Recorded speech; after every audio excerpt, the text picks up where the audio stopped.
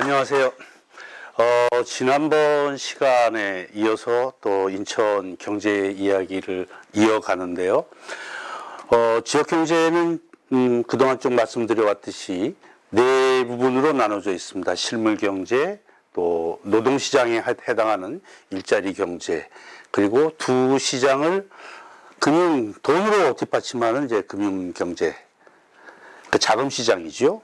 그리고 이 세 시장을 연결해주는 고리 역할을 해주는 게 가격 경제. 그래서 네 가지 파트로 되어 있는데 그동안 실물 경제에 대해서 두 번에 나누어서 설명을 드렸습니다. 오늘은 사람에 관한 얘기입니다. 일자리 경제 이쪽인데 크게는 이제 세 파트로 나눠서 말씀을 드리려고 해요. 그래서 인구에 관한 얘기, 고용에 관한 얘기, 그 다음에 실물 경제와 사람을 연결한 1인당 소득의 문제를 이제 같이 설명을 드리려고 합니다. 그래서 크게 인구 구조에서는 약간 개요에 관한 얘기를 말씀을 드리고, 그 다음에 인천의 인구, 연령별 인구, 군구별 인구를 좀 나누어서 살펴본 다음에 그 다음에는 고용으로 들어가서 고용 실업, 그 다음에 일자리의 질, 그리고 말씀드린 1인당 지역소득 결정구조를 통해서 인천이 어떤 문제를 갖고 있고 앞으로 어떻게 해결을 해 나가는 게 좋을지 그 문제를 좀 풀어보려고 합니다. 인구에 대해서는 우리가 이제 좀 생각이 복잡한 게, 인구라는 말은 좀 간단해요. 그런데 궁극적으로 뭘 인구라고 하느냐 하는 것은 좀 어렵습니다. 그리고 또 특히 경제하고 연결을 시켜서 생각하면 인구가 많은 게 좋겠습니까? 적은 게 좋겠습니까? 많은 게요. 그런데 우리 옛날에는 뭐 산하 제한하고 그랬잖아요. 지금도 아프리카 지역이나 좀 경제가 좀 아직 못 따라오고 있는 데에서는 인구 문제를 오히려 고민하고 있는 데가 있는데, 경제적으로 보면은 인구가 많은 게 좋다라고 생각하기 시작한 지는 사실은 얼마 안 돼요.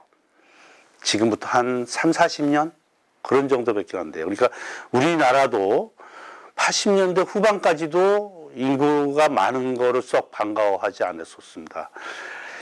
그러니까 경제적으로 볼 때 생산 자체가 공급 여력이 제한이 되어 있을 때, 특히 자연적인 자원에 의해서 제한이 되어 있을 때는 사람이 많으면 1인당 주어지는 양이 줄어드니까 인구가 많은 거를 좋아할 수가 없었습니다. 그런데 기술도 발전이 되고 특히 중국이 세계 시장으로 나오면서 어마어마하게 생산 능력을 발휘하고 나서는 수요가 있어야 물건을 만들고 팔 수가 있으니까 그 수요를 뒷받침하는 인구가 늘어나는 게 좋다라고 생각을 하게 된 거예요. 그러니까 우리 경제학에서 갈브레이스라는 사람은 현대 시장에 있어서는 생산이 수요를 창조한다 이런 식으로 얘기를 하는데, 지금 수요가, 그러니까 과거에는 수요가 공급을 창조한다 이렇게, 그래서 수요가 공급을 창조한다라는 말은 케인즈가 한 말이에요. 근데 요즘에는 그 비슷한 논리기는 하지만은 인구가 있어야 경제가 성장한다고 그래서 인구가 많은 걸 좋다고 그래요. 그래서 대체로 어떤 나라의 경제력이든지 어떤 지역의 생산 능력은 사람, 그 다음에 돈, 그리고 기술이 결합이 돼서 보통 그 크기를 정해요. 그러니까 인구, 경제면에서 볼 때는 대체로 요즘에는 인구가 많은 게 좋다라고 얘기를 하는데, 우리 인천은 그동안에 인구가 굉장히 많이 늘었는데 그러면서 1인당 소득은 줄었어요. 그럼 인구가 늘어나면 좋아져야 되는데 왜 줄었는지, 거기에 우리 인천에 고민이 있는 겁니다. 그 인구가 이렇게 쭉 있는데 인구도 어떤 사람까지를 이 경제 정책의 대상으로, 경제 문제의 대상으로 할 거냐. 지금 대체로 보면은 14살 이하를 경제적으로 이렇게 쓴다고 그러면 일종의 착취가 됩니다. 그래서 ILO라는 국제노동기구에서는 14세 이하 인구는 경제대상 인구로 치지를 않아요. 그런데 그렇다고 해서 완전히 배제를 하는 것은 아니고 14세 이하 우리 어린 친구들도 잘 보살피고 배려를 해줘야 되기 때문에 부양하는 데 있어서는 또 고려가 되지요. 그러니까 경제 문제에서 뭐 생산 공급에서는 빠지지만 배려를 해야 된다는 점에서는 또 완전히 빠지는 것도 아니에요.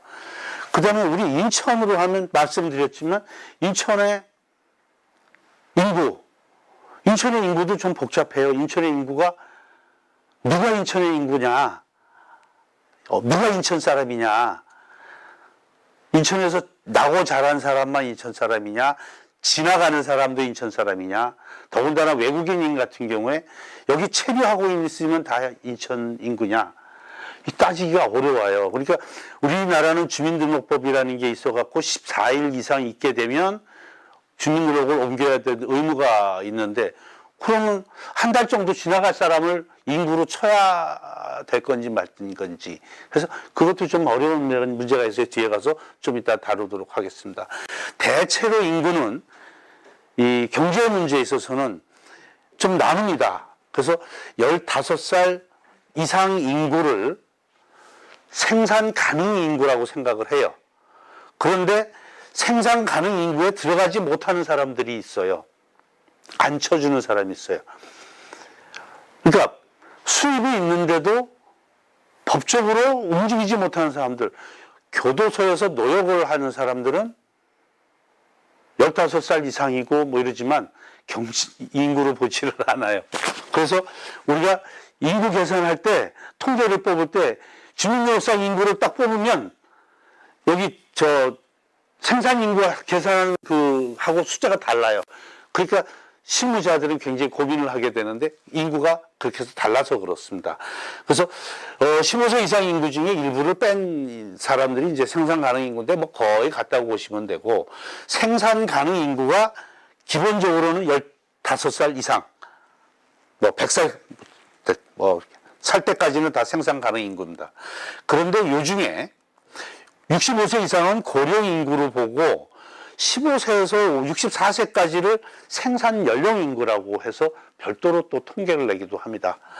그리고 조금 언짢지만 요 생산 연령 인구 중에 15세에서 49세 요 사람들은 핵심 생산 인구라고 그래요. 그렇다는 얘기는 나머지는 핵심에 못 들어가요. 여기 계신 분 중에 혹시 핵심에 못 들어가셔도 이렇게 분류를 합니다. 그 다음에 14세 이하와 65세 이상 인구, 여기를 어떻게 불러야 될 거냐, 여기 좀 인격이 개입이 돼요. 그래서 제가 그냥 부양인구라고 붙였는데 공식적으로 쓰지 않는 말입니다. 그래서 14세 이하 65세 이상 인구라고 표현을 해요. 그런데 재미있는 거는 이 인구를 나눈 거, 14세 이하 65세 이상 인구를 생산 연령 인구로 나눈 거, 이걸 부양비라고 하는데 부양비는 공식적으로 써요. 그렇게 부양하는 의무 면에서 부양은 쓰는데 당신은 부양인구요 하는 거는 조금 이제 기분 나빠할까봐 쓰지를 않고, 그래서 제가 괄호를 해놓은 겁니다. 다음에 우리 통계가 지금 제가 앞으로 얘기할 인구는 외국인도 포함이 되어야 되는데 외국인 통계가 등록 외국인이라고 해갖고 따로 나오긴 하는데 이게 잘 나오지를 않아요. 매달 이렇게 나오지를 않고, 그래서 편의상 주민등록 인구로 합니다. 근데 아까도 말씀드렸지만 매출 있는 사람들을 인구로 봐야 될 거냐, 가령 나중에 설명을 드리겠지만 실업자는 요즘에는 한 달 이상, 4주 이상 직업을 구하고 있어야 실업자에 들어가요. 실업자도 자격이 있어서 아무나 실업자가 못 되는데, 아니 15일 이상만 있어도 주민등록 인구니까 이게 좀 안 맞을 수도 있죠. 그렇지만 대체로 그냥 주민등록 인구로 하고, 그 다음에 그냥 인구, 언제 현재 인구 할 때는 보통은 연말이나 월말 그런 때 인구인데, 금년 인구가 얼마다 이렇게 그냥 합쳐서 뭉뚱그려서 얘기를 할 때는 연앙 인구라는 말을 씁니다. 연도의 중앙. 그러니까 좀 더 구체적으로 하면 6월 말일, 자 인구를 연항 인구라고 해서 그냥 인천에 지금 2019년 인구가 200 몇만입니다. 그러면 그거는 보통은 연항 인구를 뜻하게 됩니다. 인천의 인구를 횡적으로 그러니까 다른 시도하고 비교를 해서 보면 인천의 인구는 전국 17개 시도 중에 5위에 해당이 됩니다. 현재 8개 광역시 중에서는 1, 2, 3등입니다. 그러니까 인구에 비례해서 뭐를 이렇게 우리가 등수가 이렇게 나와야 된다 그러면 인천은 전국에 5등이 표준이에요. GRDP 우리 7등이라고 그러던데 그만큼 떨어진 거예요. 그 다음에 광역시 중에서는 3등이래야 되는데 개인 지표가 7등, 8등 나오던데요. 형편없이 모자란 숫자인 거죠. 그래서 우리가 인구가 이쯤 된다는 걸 일단 머릿속에 두고 무슨 경제정책이나 뭔가 할 때 우리가 어느 정도 수준은 가야 우리가 평균이고 정상적인 수준을 갈 수 있다는 것을 먼저 생각을 할 수 있고요. 그 다음에 우리 안에서는 보면 3강, 3중, 4약 그렇게 표현해도 될지 모르겠습니다만은 중구, 동구, 강화, 옹진구를 합쳐서 10%예요. 우리 인구에. 그 다음에 남동, 부평, 서구 여기는 각각이 18% 정도를 차지하고 있습니다. 나머지 연수, 계양 이쪽은 14% 계양, 연수 그래서 14%, 12%, 10% 정도를 차지하고 있으니까 군구별로 어떤 기준을 세우거나 이렇게 할 때 어떤 쉐어를 따지고 할 때는 요 숫자를 기억을 해두는 게 좋을 것 같습니다. 인천의 인구는 아시다시피 광역시가 된 이후로 급격한 증가를 해왔습니다. 그래서 주민등록상 인구로는 300만을 넘어본 적이 없어요. 하지만 200만에서부터 이렇게 올라왔는데 증가율로 치면 한때 요때는 이제 1995년 같으면 95년에 무슨 일이 있었나요? 갑자기 인구가 이렇게 뛴 게 광역시가 되면서 그 전에 광역시가 됐는데 건단 그다음에 옹진 이쪽이 나중에 들어오면서 급격히 그러니까 여기는 낳거나 이사 오지 않았는데 행정적인 이유에서 이렇게 한번 늘었었고 나머지는 한 2%, 1.5% 이런 수준으로 쭉 증가를 해오고 있는데 전체적인 거는 증가율이 줄어들고 있는 걸 보여주고 있고요.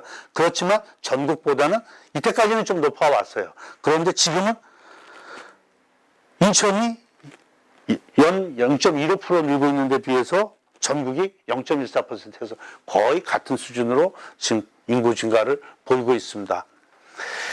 지금까지 인구에 관한 어떻게 보면 좀 개요를 말씀을 드렸는데 인천의 본격적으로 인천의 인구를 다루면서 총인구를 보면 인천의 경제 문제는 한마디로 요약하면 다시 확인하는 게 인천의 인구는 과거 4.6%에서부터 5.7%까지 늘어오고 있는데 경제는 5.1, 5.2에서 지금 4.7%로 줄고 있다는 거예요.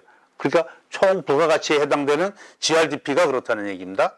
지역내 총생산이. 그러니까 5.7%의 인구가 4.7%의 GRDP를 갖고 사는 거예요. 그러니까 평균적으로 보면 4.7을 5.7로 나누면 한 82% 정도 돼요.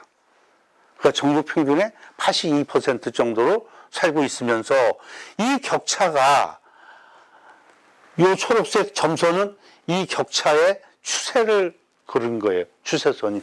점차 확대되면서 마이너스로 가고 있으니까 이게 불안한 거죠. 여기에 고개를 좀 숙이고 이게 좀 이렇게 올라가 갖고 나중에 이렇게 만났으면 참 좋겠는데 그게 앞으로 우리 인천의 과제이기도 합니다. 한마디로 말씀드려서 인천의 경제 문제는 요약하면 인구 대비 경제력이 쫓아가지 못하는 데에 있다고 봅니다. 인구만 보면 인천의 인구는 생산 능력별로 아까 저 네모 박스에다가 이렇게 사람을 나누고 있었잖아요.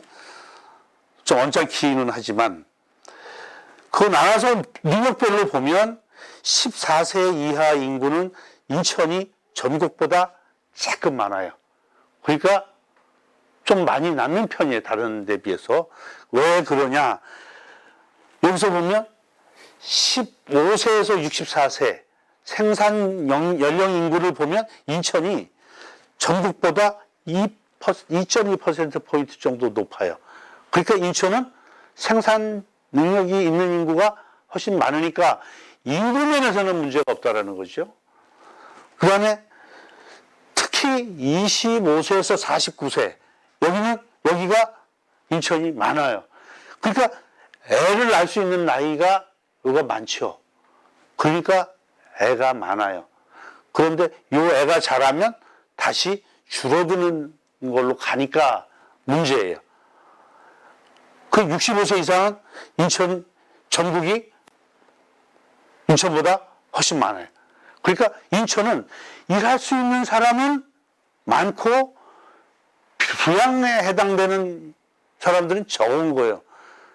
그러면 경제 문제가 아까 얘기했잖아요. 인구하고 사람 그 경제력인데 문제가 이게 차이가 문제라 그러면 인구를 풀든지 경제를 풀어야 되는데 인구는 지금 현재는 별 문제가 없다는 얘기죠. 현 상황에서는. 그런 문제는 경제에 남는다는 얘기예요. 그래서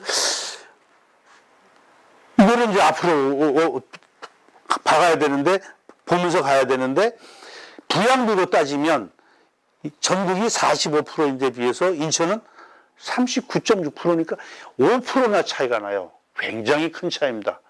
그러니까 인천이 인구 면에서는 부담이 굉장히 적다라는 것을 알 수가 있는 거죠.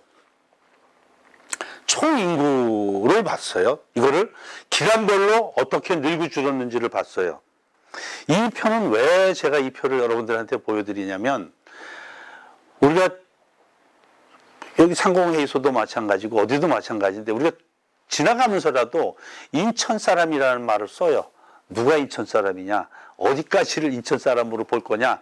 누구를 위해서 어떠한 일을 하거나 어떤 정책을 펴거나 누구를 대상으로 할 거냐 할 때 누가 인천 사람이냐 하는 건데 지금 여기에 10사람이 있는데 늘 보니까 10사람이에요. 맨날 10사람인데 우리가 어떤 모임이라고 했을 때 회원으로 들어온 사람이 기간 중에 10명이 있는데 들어온 사람이 10명이라고 그러면 대체로 한 바퀴 다 도는 거죠. 대체로 다 바뀐 거죠. 그런데 10명이 계속 있는데 20명이 바뀌었다. 그러면 10명은 계속 있는데 20명이 바뀌었다는 얘기는 평균적으로 6개월밖에는 안 있었다는 얘기예요. 계속 바뀌었다는 얘기다.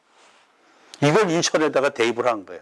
인구는 늘어나려면 기말 인구에다가 자연적으로 늘어난 사람, 사회적 증가로 늘어난 사람 이렇게 치는데 자연적 증가는 알다시피 태어난 사람 더하고 죽은 사람 뺀 거예요.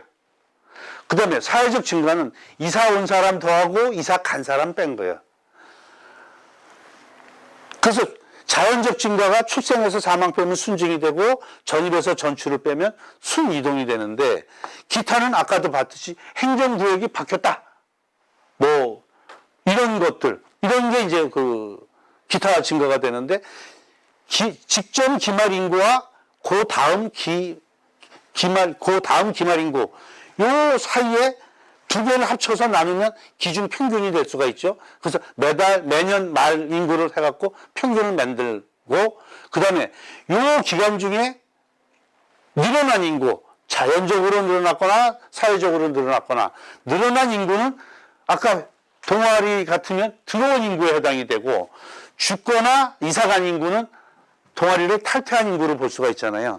그래서 동아리의 평균 인구, 그걸 우리 인천의 기준 평균 인구라고 보면 인천이 직할시가 돼서부터 지금까지 인구 평균이 220만 7천 정도 돼요. 227만 9천, 228만 정도 돼요. 그런데 그 기간 동안에 나가서 늘었거나 이사 와서 늘어난 사람이 800만 명이에요.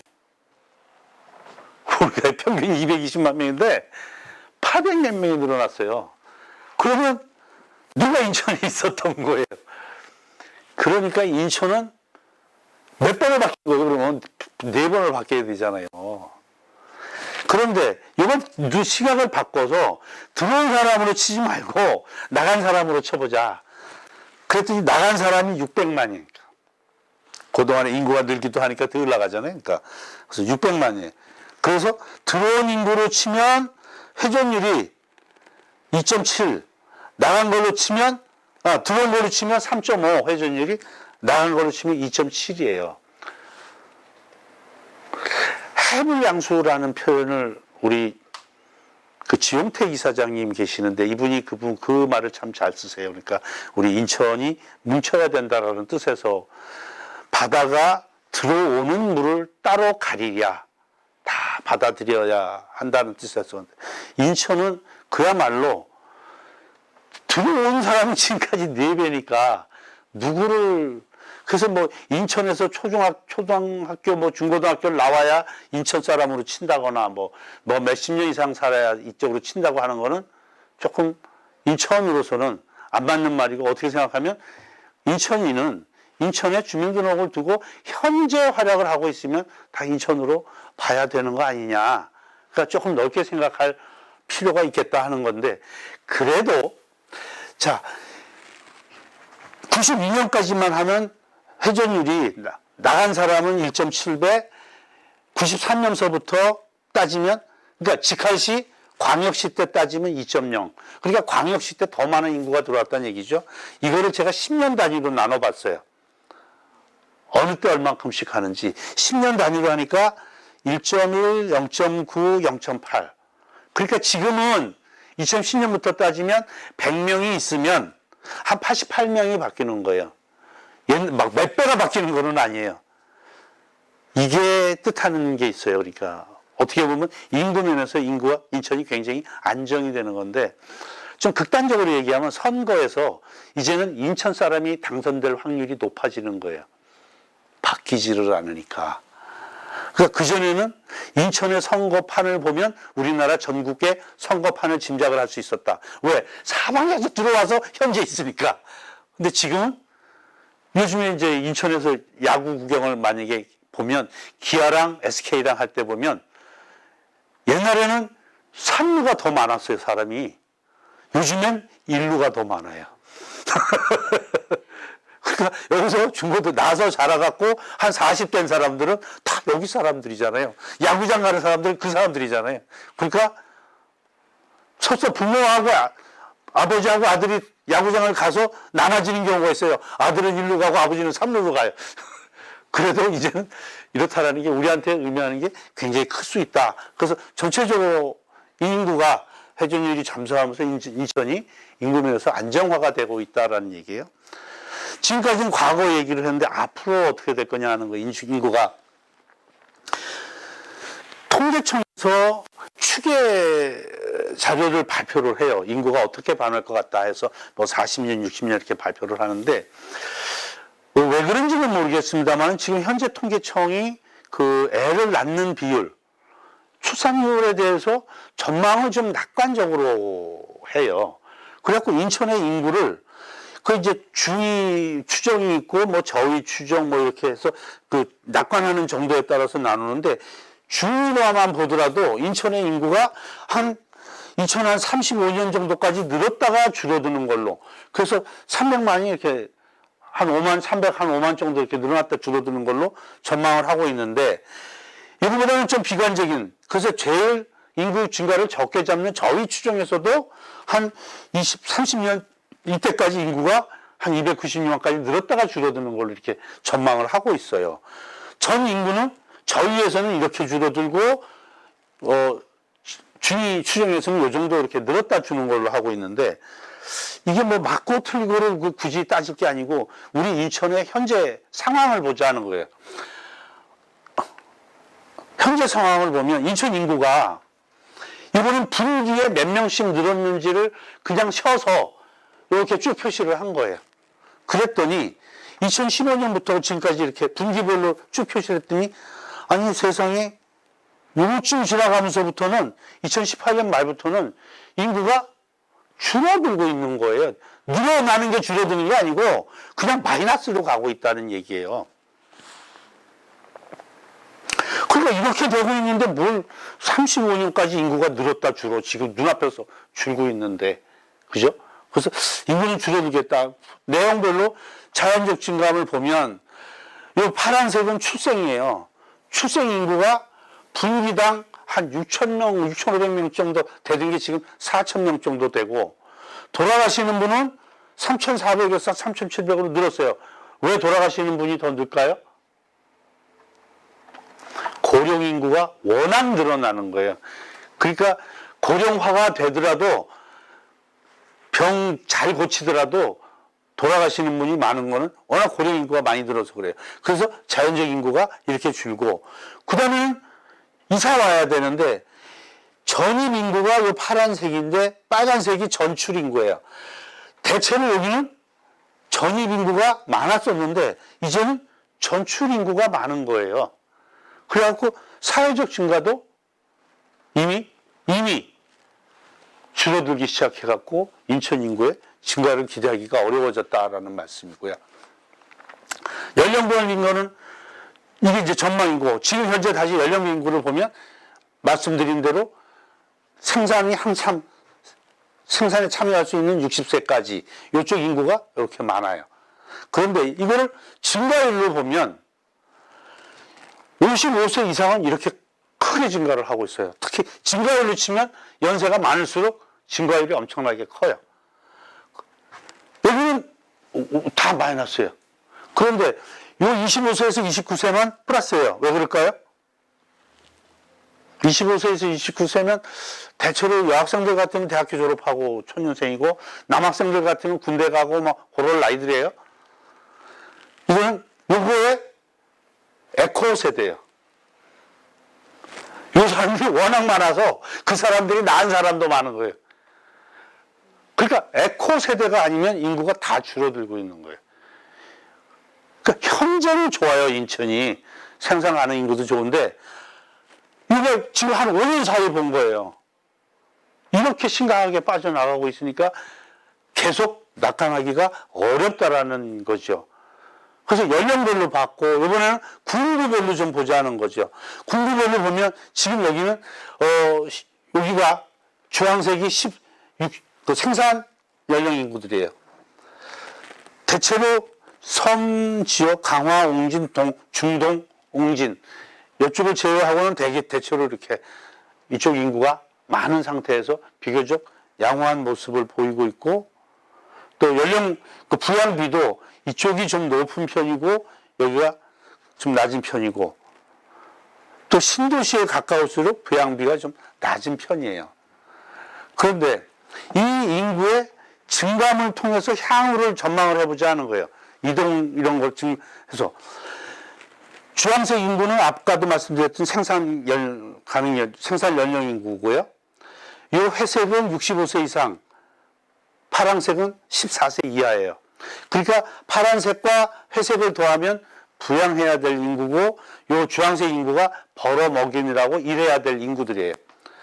이래 보면 대체로 중구, 연수구, 서구가 생산 가능 인구가 많죠.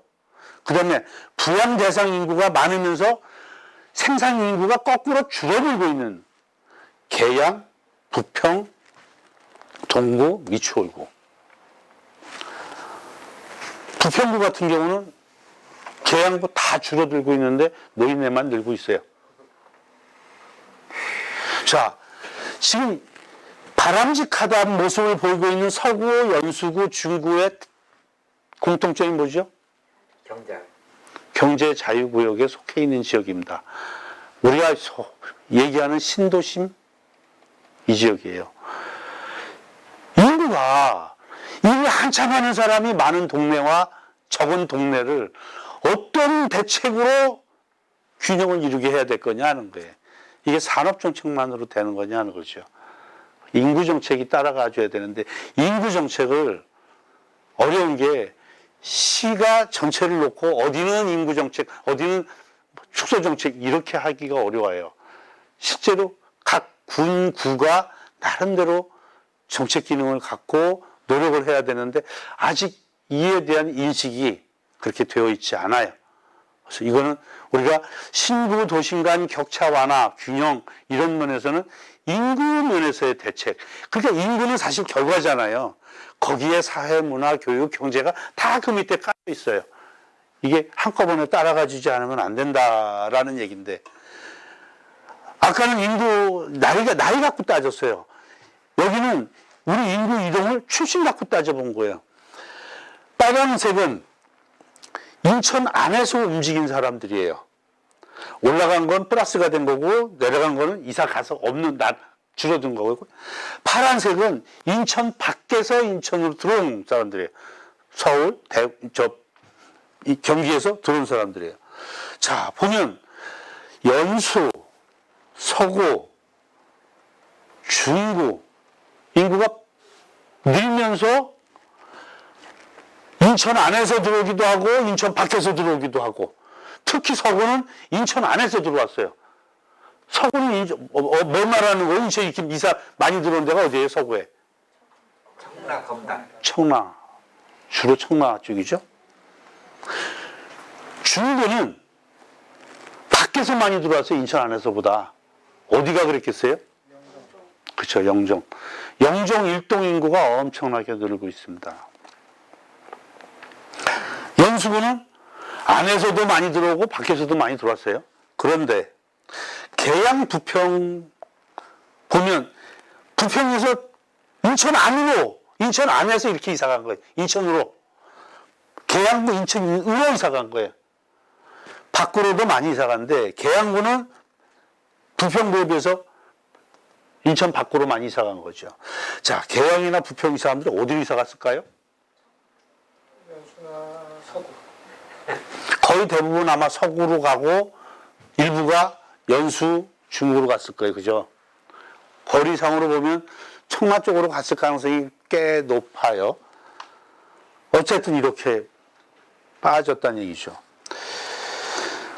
자, 이사를 갔는데 경제자유구역으로 청라나 뭐 송도로 이사 간 사람들이 이쪽에서 이사 간 사람들이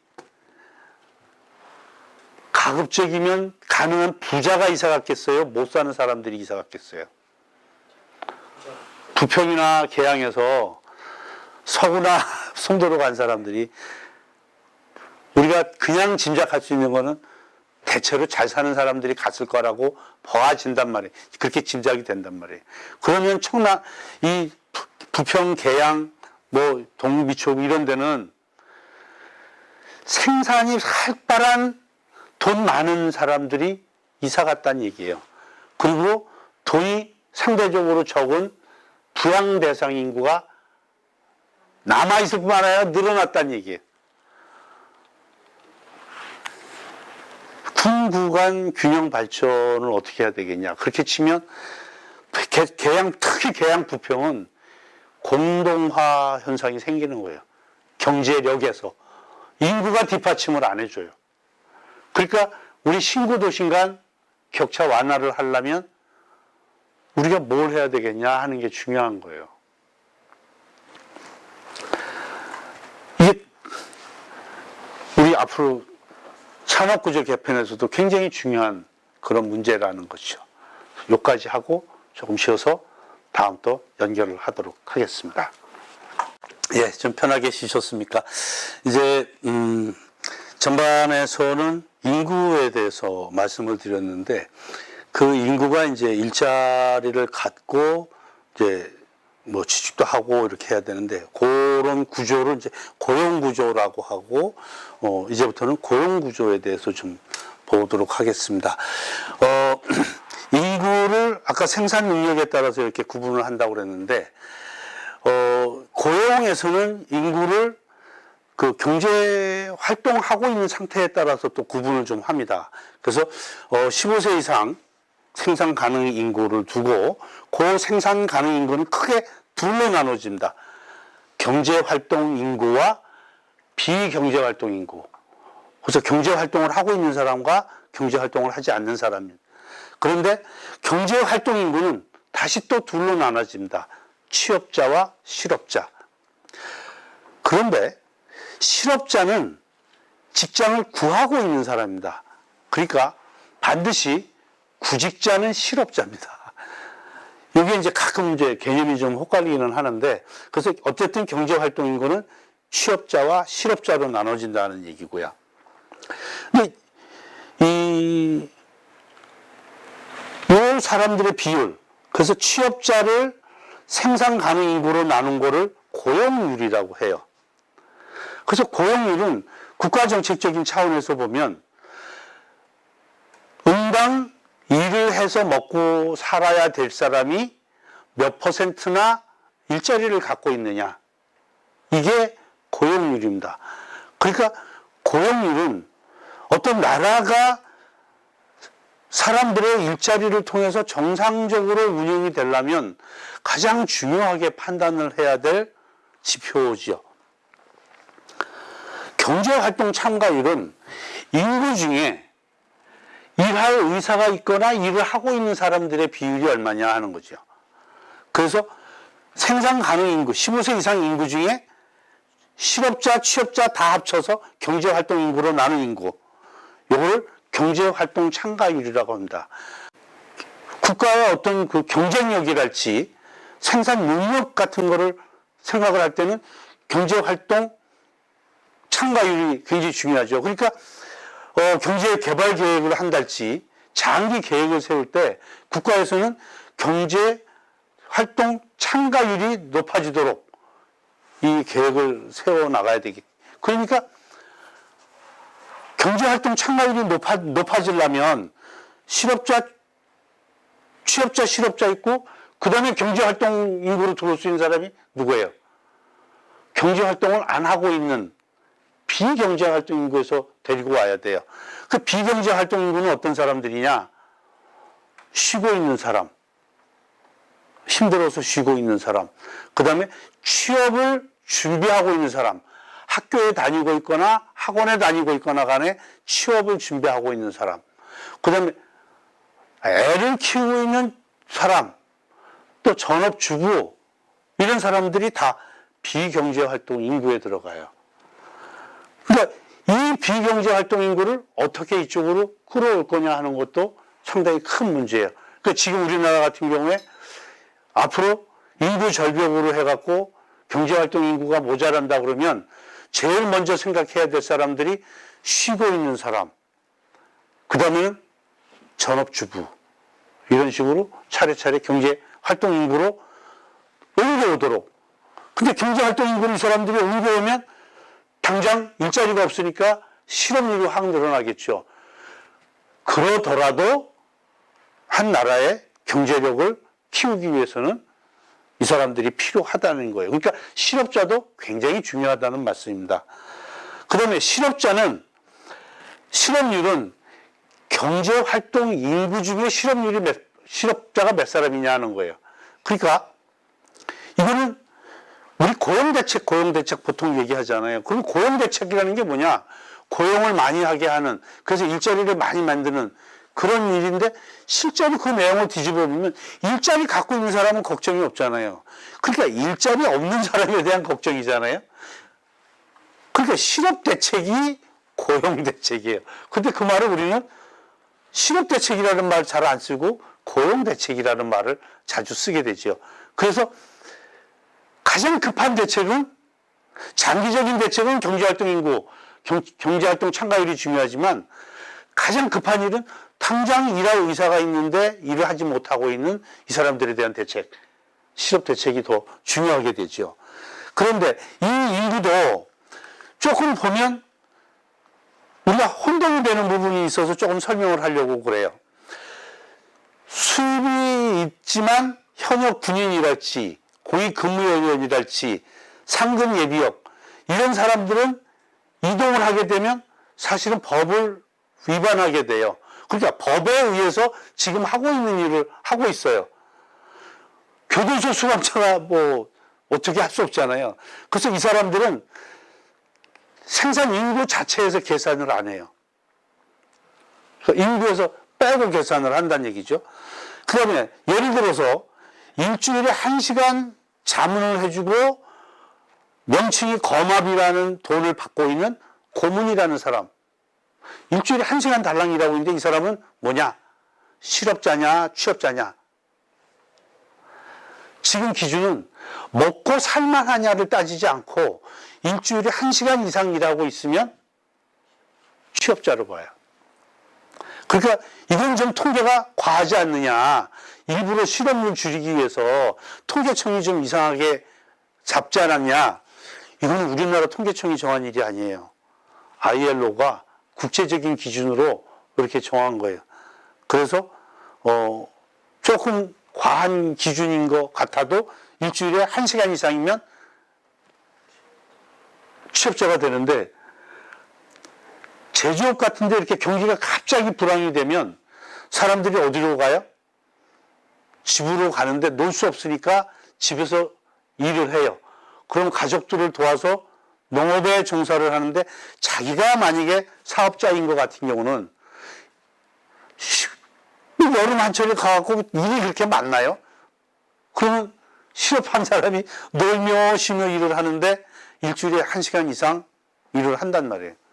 그렇게 되면 그 사람은 실업자가 아니에요. 취업자가 돼요.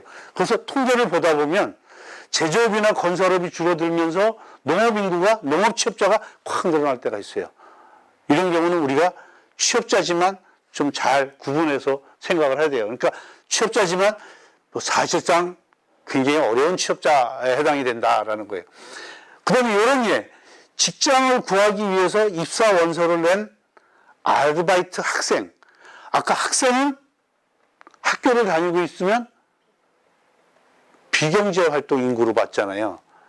그런데 직장을 구하고 있다고 하면 의사가 있으니까 실업자잖아요. 취직할 의사가 있으니까. 그래서 입사 원서를 냈어요. 그런데 이 친구가 아르바이트를 하고 있네. 그러면 이 사람은 일주일에 1시간 이상 급여를 받고 일을 하는 취업자예요. 그러니까 실업자 되기가 안 쉬워요. 그 실업자도 과거의 기준은 일주일 이상 일자리를 찾아다녔어야 돼요. 그 통계적으로 기준으로 하면 15일이 속한 주에 그 일주일간 일자리를 찾아다녔느냐. 그런데 지금 기준은 훨씬 엄격해요. 일주일 정도 찾아갖고 실업자 자격이 없다. 한 달, 4주는 찾아야 된다 그래갖고 지금 4주 동안 일자리를 찾아다녀야 실업자가 되는 거예요.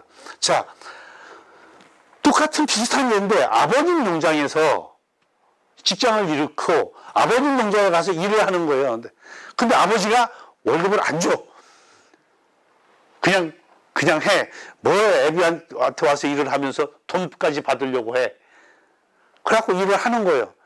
이 사람은 뭐에 들어갈까요? 그래서 가족을 위해서 일하는 자는 일주일에 18시간 이상 일을 해야 취업자로 봐줘요. 그러니까 이 사람이 일주일에 18시간, 그러니까 6일 일하면서 하루에 3시간 정도 일을 하지 않으면 이 사람은 실업자예요. 그 다음에 이 사람들이 문제예요. 저희 집 옆에 아주 유능한 사람이 있어요. 대학교 강사도 하고 하셨던 분인데 주식을 참 잘해요. 그래서 그걸로 먹고 살아요. 그리고 이 사람 되게 철저해요. 아침 새벽에 일어나서 시작을 해갖고 오후 3시 되면 자기 일을 다 끝내고 그 다음에는 운동하러 나가요. 돈도 아주 잘 버는 사람. 그러니까 일도 하루에 8시간 정도를 하는 거예요. 근데 집에서 혼자 해요. 이 사람은 취업자야 아니에요? 실업자인데요. 여기서 예를 조금 더 해갖고 손재주가 아주 좋아서 하루에 일주일에 1시간 이상 이거를 해서 먹고 사는 사람은 어떻게 하죠? 그 다음에 촉이 좋아갖고 경마장 가서 가방 따갖고 오는 사람이 있어요. 이런 사람들은 경제활동으로 보지를 않아요. 이 사람들은 비경제활동 인구예요. 그래서 요타라는 말씀으로. 그래서 요 경제활동 인구지만 우리가 좀 개념을 갖고 봐야 되겠다는 거고요. 그래서 지금 현재 인천의 고용 구조를 보면 경제활동 인구가 전체 인구에서 차지하는 비중, 경제활동 참가율은 인천이 굉장히 높아요. 전국에 비해서. 취업자가 15세 이상 인구에서 차지하는 비중, 고용률은 항상 높아요. 인천이 거의 대부분의 기관이 높아요. 그 다음에 경제활동 인구 중에서 일한 사람을 빼고 일자리가 없어서 일자리를 찾아다니는 사람, 그러니까 경제활동 인구 중에서 실업자의 비율, 실업률이 거의 대부분 기관의 인천은 전국에서 1등이에요. 그런데 여기서 조금 신경 써야 될 숫자가 뭐냐면, 고용률은 일자리가 있는 사람이잖아요. 실업률은 일자리가 없는 사람이잖아요. 그럼 실업률에다 고용률 더하면 1이 돼야 되는 거 아니에요? 말뜻이. 그런데 고용률에다가 실업률을 더하면 1에서 한참 모자라요. 왜? 분모가 여기는 경제활동 인구가 아니고 15세 이상 인구예요. 그래서 왜 고용률이 늘었는데 실업률이 안 줄어듭니까? 이건 별개의 문제예요. 그래서 이게 혼동이 되지 않도록 다시 말씀을 드리면, 고용률은 15세 이상 인구 중에서 취업자의 비율이고, 실업률은 경제활동 인구 중에서 실업자의 비율이래. 그래서 두 개 합치면 한참 이래서 모자란다라는 말씀을 드리고. 자, 그래서 인천의 이제 경제활동 인구와 고용률과 실업률, 이 세 가지가 가장 중요한 비율인데, 이 비율 추이를 보면 경제활동 인구, 경제활동 참가율이 거의 대부분의 기관에 있어서 인천이 전국 평균보다 높아요. 실선은 전국이고, 인천이고, 점선이 전국이에요. 고용률 역시 높아요. 그런데 고용률이 인천이 늘 높으냐, 경제활동 참가율이 늘 높으냐, 이런 기관 보면 작아요. 인천이 더 낮아요. 이 기간이 언제냐? 2003, 4년, 5년, 이때가 이 경기가 되게 어려웠을 때인데, 이때가 뭘로 해서 어려웠을까요? 카드채 사태라고 해갖고 우리나라판 금융위기 비슷한 상태가 있었어요. 이때가 인천이 굉장히 어려웠었어요. IMF, 이때는 외환위기 때는 다 우리가 알다시피 인천이 이렇게 낮아요. 경제활동 참가율이 낮다라는 거는 그 인구가 빠져서 어디로 가는 거예요? 비경제활동 인구로 간 거잖아요. 그러니까 경제가 위기 상황이거나 이렇게 아주 침체가 된 때에는 나 다녀봐야 일자리를 구할 가능성이 없으니까 쉼, 아니면 취업 준비 중 해갖고 아예 경제활동 인구에서 빠져버리는 거예요. 그러니까 고용률이나 경제활동 인구가 경제활동 참가율이 쭉 떨어져 버리는 거예요. 그래서 이렇게 급격한 때에는 인천에 실업률이 퍽 뛰어요. 그러니까 IMF 같은 때에는 이렇게 같이 뛰지요. 전체적으로 보면 실업률은 어느 기관에 관계없이 인천은 전국보다 높고, 대신에 경제활동 참가율은 어떤 전망이 보일 때는 계속 높은데 아주 침체가 돼갖고 어려울 때, 그러니까 요즘 같은 때도 좀 굉장히 어려울 때지요. 근데 이런 정도까지는 안 가고 지금 버티고는 있는데, 이렇게 이런 추세를 보이고 있다는 것을 알아두고요. 전국 다른 시도와 비교해서 어떠냐? 다른 시도와 비교했을 때 경제활동 참가율을 최근 3개년으로 비교했어요. 이거는 3개년으로 했으니까 이건 연중 평균입니다. 12개월을 더해서 나눈 거예요. 경제활동 참가율이 인천이 보면 64%, 5%, 65% 해갖고 전체 17개 시도 중에 2등, 그 다음에 8개 광역시 중에 1등, 거의 2등, 1등, 3등, 1등이래요. 그러니까 인천은 경제활동 참가율은 굉장히 높다. 이 얘기는 인천 시민들은 경제활동 참가에 굉장히 적극적이다. 그러면 인천은 인구, 노동력 자원은 굉장히 훌륭하다. 그죠? 전국에서 가장 알아줄 만하다. 이렇게 되는 거예요. 고용률. 그래서 인구 중에, 인천 인구 중에 얼마나 취직이 되고 있느냐. 여기는 인구 중에 얼마나 일하려고 하거나 실업자인지라도 일하고 있거나 일하려고 하거나 대드는 사람들의 비율이고, 여기는 전체 인구 중에 일자리를 갖고 있는 사람의 비중이에요. 2017년에 인천이 7등, 4등, 5등 그래요. 그러니까 전체로 보면 중간에서 약간 위쪽, 중상 그룹에 해당이 돼요, 고용률이.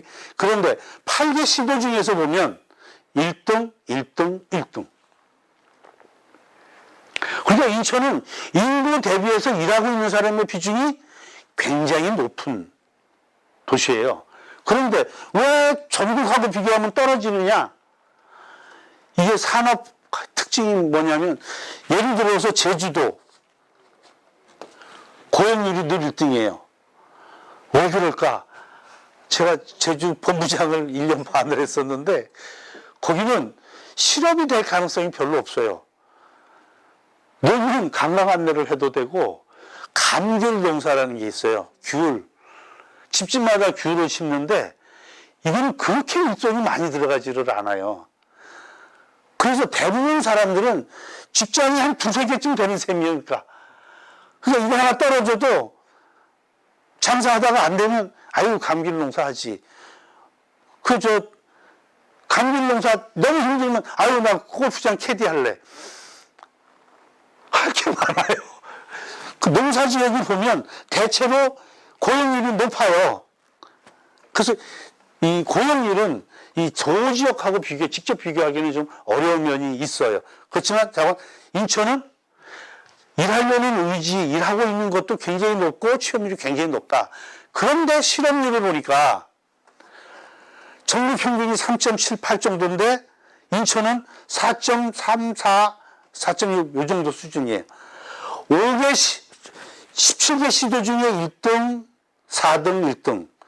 8개 광역시 중에 1등, 4등, 1등. 다 1등인데 여기가 왜 그럴까? 2018년에 기억나는 사건이 혹시 있을까요? 사드 사태라고 그래갖고 우리가 굉장히 애를 먹은 적이 있어요. 그래서 서울에 관광객이 와오는 거예요, 그냥 갑자기. 그래갖고 인천은 가만히 있는데, 인천은 중국 관광객이 원래 별로 안 왔어요. 그 다음에 그 해가 조선업이 거의 공항에 가까웠어요. 그런데 인천은 조선업이 원래 거의 없어요. 그 다음에 자동차 산업이 그때 굉장히 불황이었어요. 그런데 인천에 자동차가 있는데 그때 GM하고 해갖고 굉장히 선방을 했어요. 시가 다 달라붙어서. 그래서 인천은 가만히 있는데 서울, 대구, 울산 여기가 실업률이 인천을 앞서가 버렸어요. 그러니까 인천이 가만히 있는데 1등 잘하고 있는데 실업률이 다른 데가 높아져 갖고 인천이 실업률이 4등으로. 근데 좀 지나서 인천이 도로 제자리를 찾아왔어요. 자, 인천 사람들은 일도 열심히 하고 취직도 잘하고, 그런데 실업률이 굉장히 높은 게 하나 문제가 되는 거죠. 왜 문제가 될까? 도대체 어디를 취직을 많이 시켜주면, 어디를 실업 대책을 세워주면 이 문제가 해결이 될까? 그 타겟을 찾는 거예요. 인천의 실업률은 보다시피 이렇게 돼 있어갖고 격차가 늘 이만큼인데 근래에 와서 좀 줄었어요. 그러니까 2017년, 18년, 19년 이렇게 줄었으니까 이거 갖고 자랑할 사람들이 있겠죠, 그죠? 뭐 일자리 본부도 만들고 뭐 일자리 위원회도 하고 해서 많이 했어. 근데 작은 숫자가 이렇게 나와갖고 증명이 된 거죠. 그런 점에서는. 이런 실업률의 격차를 보니까 남자하고 여자하고, 우리가 보통 실업률이 높으면 우리는 늘 생각하기를 여자들 실업률이 높아서 그럴 거야 라고 생각을 하는 거예요. 그래서 여자하고 남자 실업률 추이를 봤어요. 남자들 실업률이 이게 이제 똑같은 스케일이에요. 6%에서부터 1%까지 이렇게 쭉 놓은 건데, 추이를 보니까 2000년대부터 쫙 해서 한 20년을 보니까 인천의 실업률, 남자 실업률 평균이 여자 실업률보다 높아요. 그죠? 그 다음에 전국 평균보다 인천이 높으냐, 여자 실업률이 격차가 뭐 0.3, 0.5, 0.7, 0.4, 0.5 별 차이 없어요. 그러니까 그냥 이렇게 봐갖고 심각한 거는 수준 자체는 오히려 남자가 문제예요. 근데 이거는 드러난 거예요. 왜냐하면 여자들은 집에 있을 수가 있으니까. 기회가 없으면 아예 두드리지를 않고 숨어 있을 수 있어요. 그러니까 그런 것까지 감안하면 조금 뭐 달리 판단할 수도 있지만 일단 드러난 거로서는 손 들고 나와서 일자리에 달라고 하는 사람은 남자가 더 많아요. 그러니까 우리가 생각하던 거랑은 좀 차이가 있다. 그래서 남녀가 그렇게 크게 다르지는 않다. 그러면 나이별로 좀 보자. 나이별로 보니까 우리는 보통 취업 안 되는 계층, 연령층, 그러면 청년층으로 알아요. 그죠? 청년층이 높은 건 맞아요. 뭐 10%, 8%에서 뭐 이 정도 12% 수준을 왔다 갔다 하니까 청년층의 실업률이 높아요. 그런데 다른 지역에 비해서 높으냐? 전국 평균에 비해 보니까 오히려 인천이 실업률이 낮은 거예요, 거꾸로. 이게 마이너스예요, 마이너스. 격차가. 그러니까 이제는 인천만 실업률이, 청년 실업률이 높다. 이 얘기는 아니에요. 그럼 청년은 그렇다 치고, 그럼 중장년에 해당이 되는 30에서 59세. 여기는 보니까 차이가 없어요. 이제는 전국 수준이에요. 조금씩 이렇게 차이가 나는데, 여기도 우리 저 일자리 본부에서 오신 분 같으면 요렇게, 요때, 요거 다 내공이야 그러시겠죠. 그죠? 차관, 그래서 이제는 청장년은 전국하고 실업률 격차가 인천이 별로 크지 않다. 그런데 노인네들 보자는 거예요. 노인네들 실업률이 청년보다 훨씬 낮아요. 이렇게 증가를 하면서 격차가 이 정도 격차를 계속 보이고 있는 거예요. 훨씬 큰 격차를 보여요. 그러니까 인천의 실업률이 전국 평균보다 늘 높은 이유는 뭐다? 한마디로 딱 정리하면 노인네들. 근데 인천은 노인네 증가율이 굉장히 크잖아요. 그러면 앞으로도 이 문제는 지속될 거다 하는 거죠. 그런데 이 청년 실업 이 문제는 문제이기도 하고 아닌 것기도 한 것이 격차가 없는데 높아요. 청년 실업률이 이렇게 높은 이유가 뭘까요? 노인네들은 실업률이 왜 이렇게 낮을까요? 이게 우리나라에 어떻게 보면 나라의 문제이기도 해요. 왜냐하면 인천하고 전국하고 차이가 없으니까 노동의 이중구조. 그러니까 한 번의 선택이 10년을 좌우한다고 그러는데 우리 청년들은 한 번의 선택이 4, 50년을 좌우할 수 있어요. 첫 직장을 어떻게 갖느냐가 굉장히 중요하잖아요. 그러니까 망설일 수가 있고요.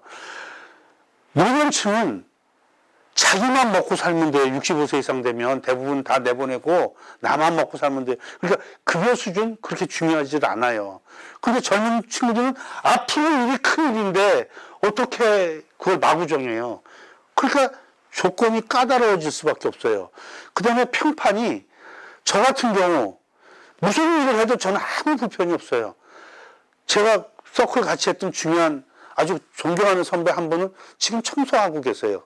구청에 이렇게 해갖고 그 부인이 막 펄펄 뛰는데 본인은 아주 당당해요. 수많은 경험을 하고 살아왔기 때문에 남들이 비록 하찮게 봐도 자기는 전혀 꺼리낌이 없어요. 그리고 그분을 보고 야, 너 뭐 하는 거야? 이렇게 얘기 안 해요. 아이고, 대단하십니다. 거꾸로 그래요. 뭐 대기업 임원하셨던 분이 웨이터 했을 때 그분을 다 존경했지 누가 함부로 대하지 않았어요. 그렇지만 청년이 처음부터 웨이터를 할 수는 없어요. 그죠? 그러니까 경력을 생각을 해야 된다 그러면 청년은 까다롭고 오랫동안 고를 수밖에 없으니 실업률이 높아질 수밖에 없는데 이렇게 까다롭게 고르는 그 환경을 바꿔주지 않으면 노동의 이중구조가 계속이 되고 그러면 실업률이 계속 높을 수밖에 없는 문제가 있다는 얘기예요. 그러니까 이걸 자꾸 알선을 해주면 실업률이 줄어들 거라고 생각하는데 아니에요. 몰라서 취직을 못하는 게 아니고 너무 잘하기 때문에 취직을 못하는 거예요. 환경을 바꿔줘야 되는 게 더 큰 문제죠. 이게 뭐 인천이나 우리나라나 다 같이 겪고 있는 문제다 하는 거예요. 다음 번호는 일자리의 질에 관한 거예요. 일자리의 질은 크게 내가 종사상 지위, 그러니까 이게 뭐 통계적으로 봐갖고는 실업자서부터 차례대로 이렇게 나눠갖고 안정된 일자리까지 이렇게 순서를 나눈 게 종사상 지위예요. 그러니까 제일 위가 실업이 있고 실업 다음 이제 근로자가 있는데 임금 근로자가 있는데 실업자하고 임금 근로자하고 사이가 뭐가 있어야 되겠어요? 그러니까 취업자하고 실업자하고 사이에 여기는 남이 고용을 해준 사람, 아무도 고용을 안 해준 사람, 그 사이에는 내가 나를 고용한 사람. 그게 자영업자예요. 그게 자영업이니까 내가 내 월급 주는 거니까 임금 근로자가 아니고 비임금 근로자예요. 그래서 조금 이제 유식한 척 하려면 자영업자를 영어로 뭐라고 했겠어요? 그러니까 영어로 뭐라고 하냐는 얘기는 국제적으로 어떻게 부르느냐는 얘기인데 self-employed예요. 자기가 자기를 고용한 자. 이거 훌륭한 영어예요. 그래서 비임금 근로자가 이렇게 있는데 이 위에는 이제 실업자가 있고 비임금 근로자가 있고 임금 근로자가 있는데 비임금 근로자는 넓은 의미의 자영업자예요. 그 안에는 사람을 쓰는 사람, 안 쓰는 사람. 그 다음에 무급가족 종사자는 가령 남편이 일을 하는데 부인이 가만히 내둘 수가 없어. 그래서 나가서 일을 봐주는 거예요. 아니면 부인이 일하는데 남편이 가만히 있을 수가 없어. 가서 샷한번이라도 올리고 내리고 운전이라도 해줘야지. 이런 경우. 그런데 부인이 막 열심히 벌고 있는데 나 월급 줘 그럴 수는 없잖아요. 먹고 살았으면 됐지. 같이 벌어서 먹고 사는데. 그래서 월급을 못 받으니까 그걸 무임금 가족종사자, 무급가족종사자 그래요. 아까 농사 짓는 분 무급가족종사자 몇 시간 일한다고요? 18시간 이상 일하는 사람들이에요. 그래서 이 사람들이 이렇게 있고, 그 다음에 임금근로자인데, 임금근로자는 1년 이상 일하느냐, 1년에서 3개월짜리 이렇게 일하느냐, 3개월 미만 일하느냐, 뭐 이런 식으로 나눠요. 그래서 상용근로자냐, 임시근로자냐, 일용근로자냐, 그렇게 나누는데, 상용근로자는 그 3개월 이상 일하면서 그래도 안정이 되는 거고, 일용근로자는 근로계약이 없거나 매일매일 하거나 있더라도 매일매일 하거나 이런 사람들이에요. 그러니까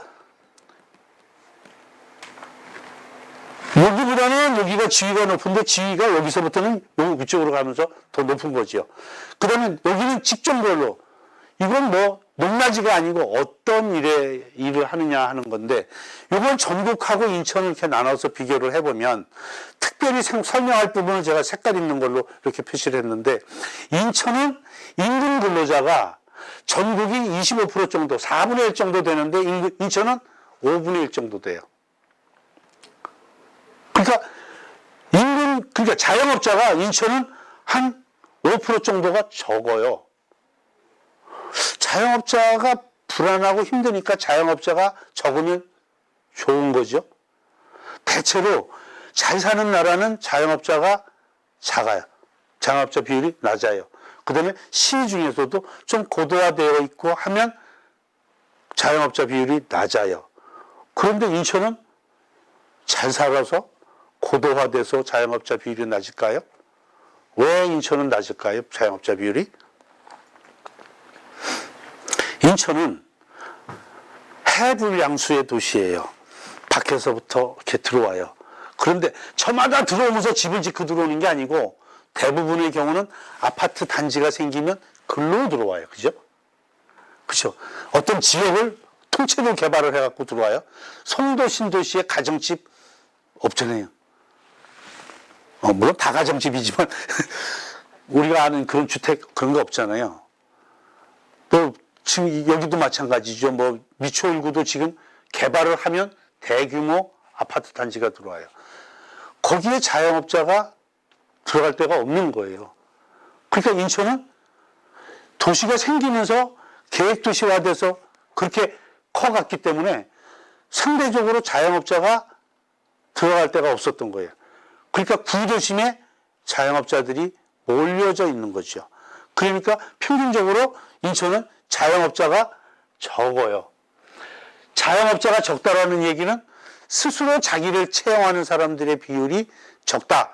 다시 뒤집어서 얘기하면 스스로 자기를 채용하는 사람들의 시장이 작다. 그러니까 내가 나를 채용하기보다는 남이 채용해서 들어가는 게 더 그런 일이 많아져야 되는 도시가 인천이다 하는 거예요. 그 다음에 인근 근로자 비율이 이게 작으니까 인근 근로자 비율이 5% 정도가 높은데 기왕에 인근 근로자 하려면 상용 근로자로 높아야 되는데 임시 근로자로 비중이 높은 거예요. 그러니까 2년까지는 아니지만 그냥 한 2달 일하고 나와야 되는 상용 임시 근로자의 비중이 5.7%가 높아요.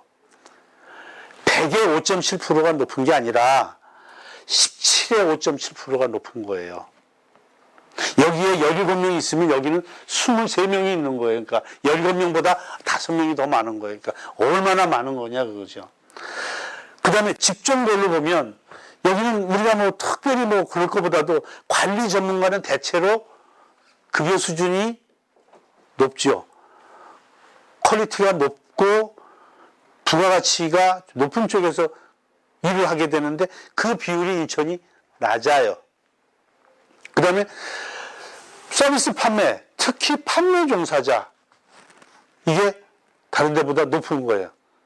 100%의 2.7이 아니고 22%의 2.7%가 높은 거예요. 10명 중에 1명 정도는 더 있어요, 인천이. 이 사람들이 월급이 판매직이 그렇게 높기가 쉽지 않잖아요. 그 다음에 판매 말고 이제 제조 쪽이나 이쪽에 기능 위주로 보면 단순 노무 종사자가 높은 거예요. 그러니까 인천이 직업 구성으로 봐서도 좀 몸으로 때우는 일이 많고 급여가 상대적으로 적은 쪽에 사람이 많고 고급 직종에는 좀 적구나 하는 것을 알 수가 있죠. 그 다음에 여기는 산업별로예요. 자, 앞에서 임시 근로자가 많았어요. 인천에. 임시 근로자가 이 중에 어느 분야로 들어가서 일을 할 건가 한번 생각을 해보면서 얘기를 들어주시기 바랍니다. 여기서 지금 특징 중에 하나가 제조업 인구가 인천의 제조업 비중은 제가 지난번에 얘기할 때 전국이 한 32% 이렇게 되는데 인천은 27점 몇 프로 해갖고 전국보다 제조업 비중이 작다고 그랬어요. 인천이. 산업 비중이 작다고 그랬는데 제조업에 종사하는 사람의 비중은 전국은 16%인데 비해서 인천은 20.7%예요. 4.4%가 높아요. 왜 산업 비중이 작은데 일하는 비중은 16%에 4.4%가 더 많을까? 이 사람들이 일하는 시간이 얼마나 될까? 계약 기간이. 여기에 다른 데는 크게 차이가 없는데 이렇다면 임시직 근로자가 이쪽에 들어갔을 가능성이 많다는 얘기죠. 그러니까 산업 비중도 작으면서 사람은 많고 스테이터스가 불안한 정한 그 사람들이 제조업에 몰려있다는 얘기예요. 인천에. 그러니까 제조업을 가령 노후화되어 있고 하청화되어 있고 그 다음에 이런 식으로 영세하고 이렇게 되어 있다면 이런 가능성이 굉장히 높아지는 거죠. 또 하나 높은 데가 전기, 운수, 통신, 금융업이에요. 금융, 인천지방은행이 없어요. 통신, 전기는 발전소가 인천에 있어요. 그러니까 그 부분이 가능하고 운수, 인천이 운수업 비중이 굉장히 높아요.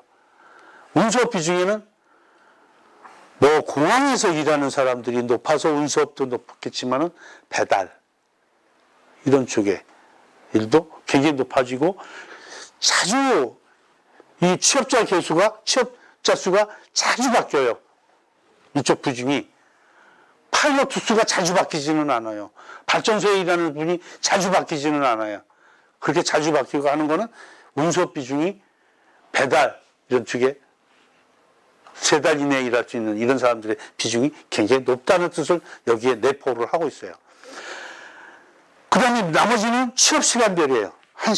일주일 동안에 몇 시간 일하느냐. 이걸 보니까 36시간 이상 일하는 사람의 비중이 높아요.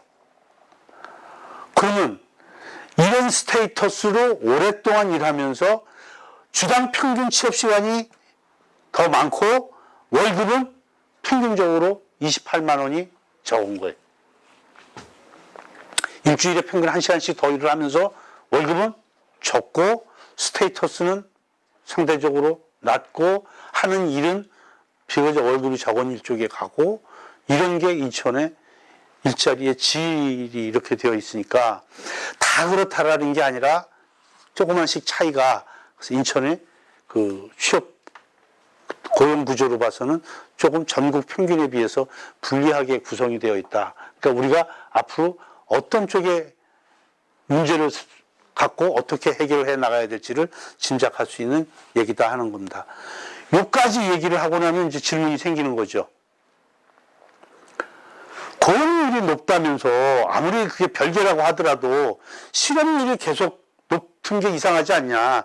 인천의 실업률이 왜 그렇게 높으냐. 그 다음에 자영업하고 실업률이 물론 이렇게 있어도 될 텐데 이 관계가 좀 어떤지 이게 궁금하다는 질문을 많이 받습니다. 실업률이 높은 이유를 설명드리기 전에 인천 사람들은 되게 열심히 일하고 그랬잖아요.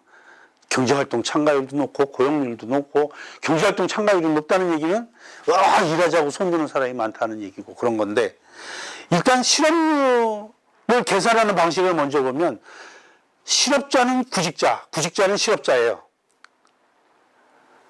뭐 구직 당년자는 이게 실업자가 아니에요. 그러니까 아예 경제활동인구에서 빠져버려요. 그런데 실업률을 계산을 할 때는 경제활동인구를 갖고 실업자를 나눈 거예요. 만약에 실업률이 4%인 상태에서 집에서 잘 놀고 있던 잘 놀았는지 몰라도 자고는 집에서 놀고 있는 두 사람이 저 일하겠습니다 하고 손을 들었어요.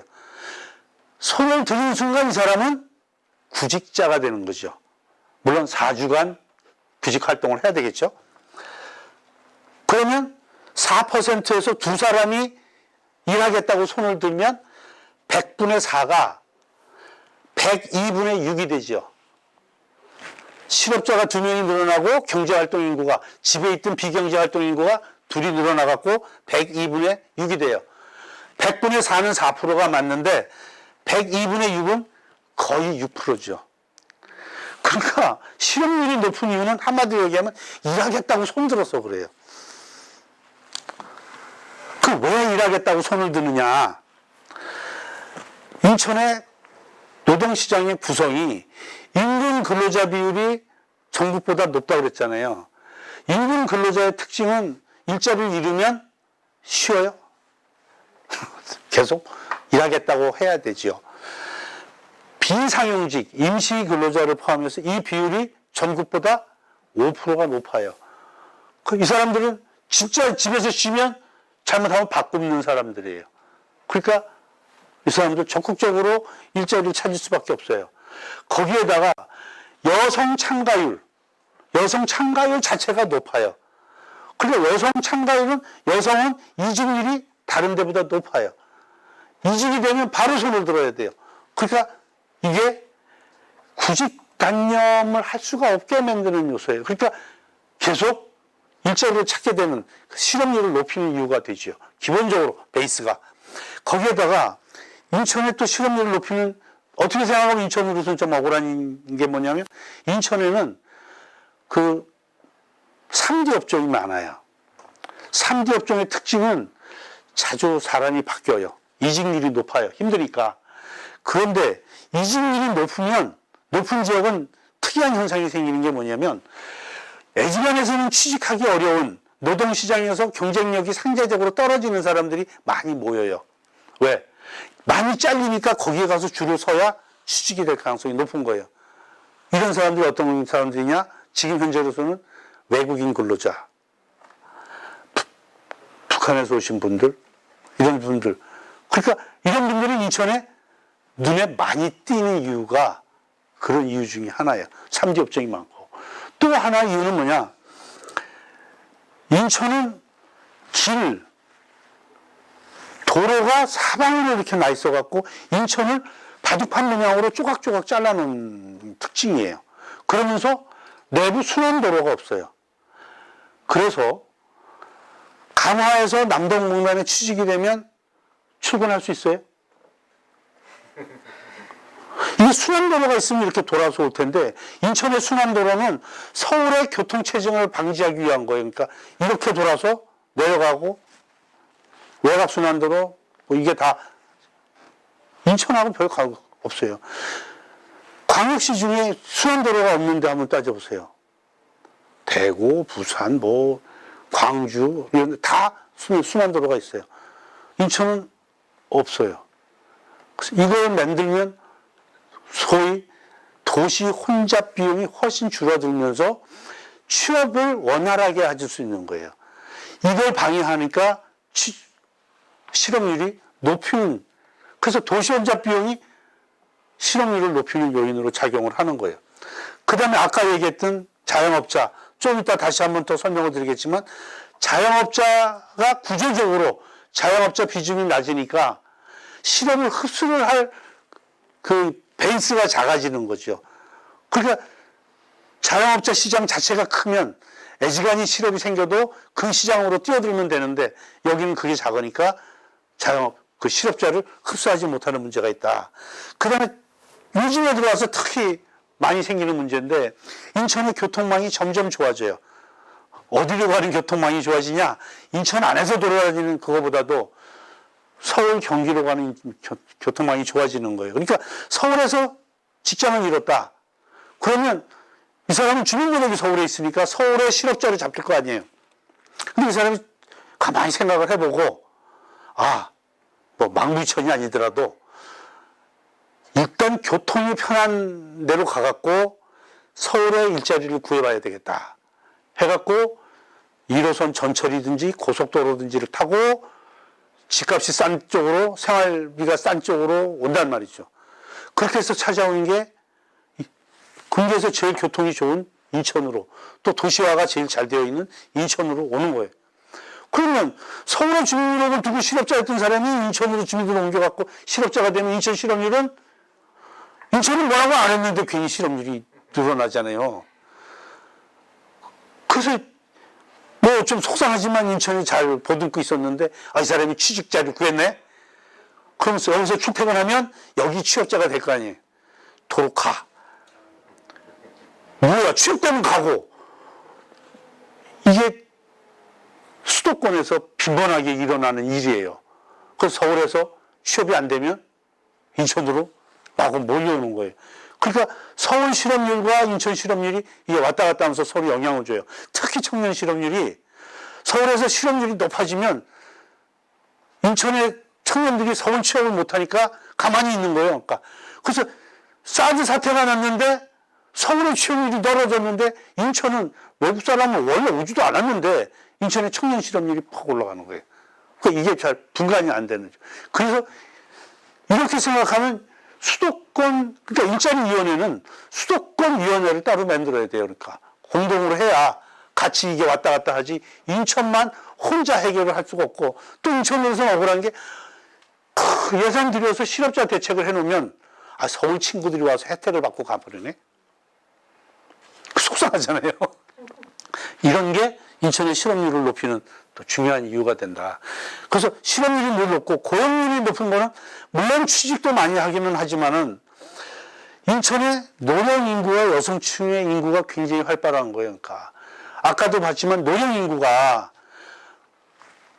그렇게 많은 일 증가를 하는데도 인천 노령인구의 실업률은 낮아요. 바라는 게 크지 않고 적응을 잘해요. 경력도 많고 해서.